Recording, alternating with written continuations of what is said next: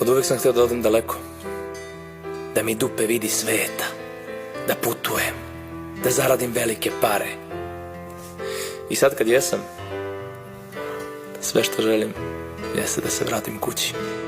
Lepo je doći u svoju čaršiju, lepo je imat svoju avliju, malu ali ipak dragu, i majku na kućnom pragu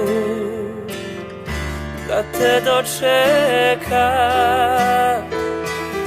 Lepo je doći u svoju čaršiju, ko pobjednik se vratiti, s ljudima znati, kafu popiti i bol i radost podijeliti.